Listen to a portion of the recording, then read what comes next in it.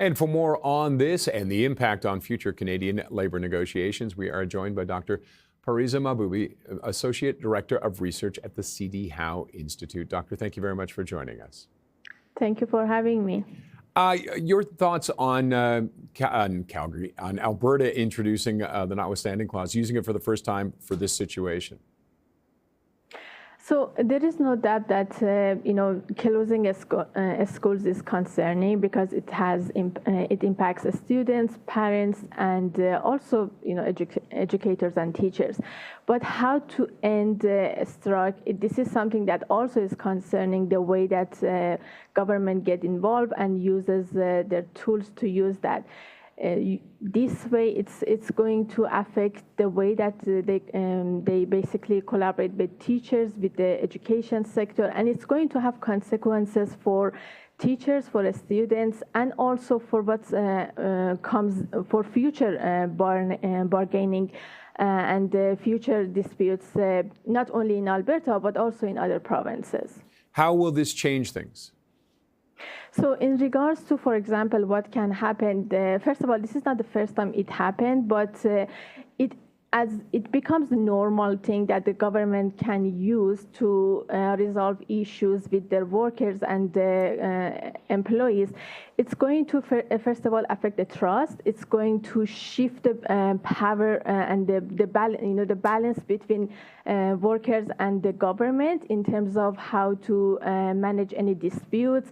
It's going to affect future negotiations in a weaker way that, for example, unions and the workers will know that may not be able to actually pass the message that there needs for improvements, for example, in the working condition, in their wages. And this is something that government shouldn't really ignore, because we are talking about the education of students, and it's really important to make sure that the students receive high quality education. And by doing that, it means that creating environment that teachers can work very well and also be happy and satisfied about their working conditions. Do you feel this will create more of an adversarial approach between the two sides in any future negotiations? Teachers and other groups knowing that maybe they're just going to get ordered back to work with a notwithstanding clause, so they might try something more radical? It can affect future disputes. Definitely, it's going to make it more difficult to sit at the future tables and make it more difficult to negotiate when unions, they know that at the end there may be not enough room for negotiations. Definitely, that can create significant challenges, and not only for education sector. As I mentioned, it can be used for other types of negotiations in other sectors and also in other provinces. So the consequences could be large and the risk is huge. And anecdotally, it does feel like governments are turning to back to work legislation to force different unions to get back. Is that becoming a trend? There is a possibility. For example, in 2022, the government of government of Ontario tried to do that, but it got backfired. So they had to step down. So it really depends on the reactions of Canadians and parents and people living in Alberta, and in general, the reactions that the government of Alberta will receive, in addition to other provinces can see what happens next. But it's really important to not normalize this. And what are some of the dangers of this being normalized? Could we see the demise of unions through this? Yes, definitely. So, as I said, it's going to shift the power in negotiations. But if unions, they have no say in terms of the terms that they can discuss and negotiate, what's the point of having union to protect workers? And do they have any recourse right now? Can they fight this in any way? I think the only way to be able to fight this is to speak up. This is something that the parents and the Canadians, they need to raise their voice if they are concerned about the consequences. Now, I guess they still have options for work to rule and things like that, no after-school activities. Is sometimes a strike better than some of the long-term things that can drag on, like work to rule?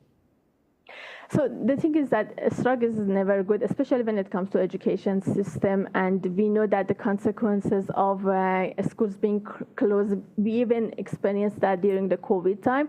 There is absolutely, I don't think this is the best interest of students to keep schools open, closed. But at the same time, it's really important to make sure that workers and teachers are happy about the terms of their negotiation and what happens to them, and being satisfied, because both cases can have consequences for students. So I think this is really important. The government listens to unions and to teachers and try to respect their demands and find a way to end any strike, not to forcing them to accept the government's rules and terms. And what about the impact within the private sector, this ruling?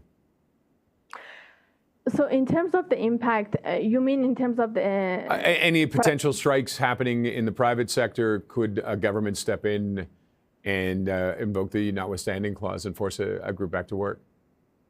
Definitely, it can create some challenges in the future as it becomes a norm. The thing is that this specific clause should be used in unexpected situation, in a situation that cannot be resolved in any way, and it risks basically either public safety or something that is really critical to be addressed.